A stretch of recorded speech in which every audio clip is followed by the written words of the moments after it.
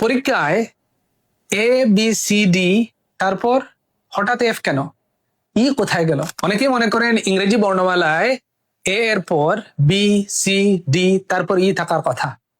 বিশেষ করে পরীক্ষা পাশের গ্রেডে A B C D E থাকার কথা, কিন্তু পরীক্ষার রেজাল্টে ই এর বদলে কেন এফ ব্যবহার করা হয়? এর পেছনে আছে বেশ মজার ইতিহাস।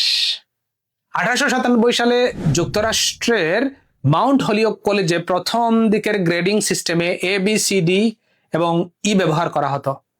তখন ই মানে ছিল ফেল, কিন্তু পরে একটি সমস্যা দেখা যায়।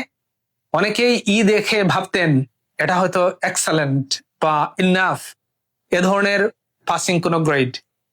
অর্থাৎ ই নিয়ে বারবার বিভ্রান্তি তৈরি হচ্ছিল। তাই 1930-এর দশকের দিকে অনেক শিক্ষা প্রতিষ্ঠান ই কে বাদ দিয়ে এফ ব্যবহার করতে শুরু করে, কারণ এফ মানেই ফেল। এখানে ভুল বোঝার প্রায় কোনো চান্স নেই। আরেকটা বিষয় হলো, ডি এখনো অনেক শিক্ষা ব্যবস্থায় সর্বনিম্ন পাসিং গ্রেড হিসেবে বিবেচিত।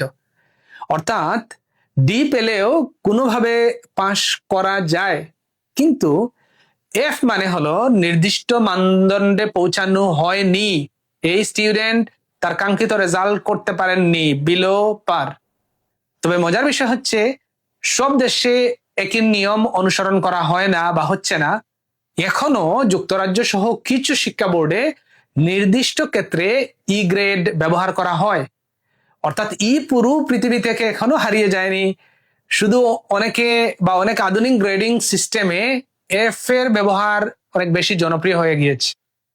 তাই পরের বার যদি কেউ জিজ্ঞেস করে এ বি সি ডি এর পরে ই না এসে এফ কেন, তাহলে উত্তর হবে বর্ণমালার নিয়মের জন্য নয়, বরং বিভ্রান্তি কমিয়ে ফেলকে আরো স্পষ্টভাবে বোঝানোর জন্যই এফ এর ব্যবহার করা হয়।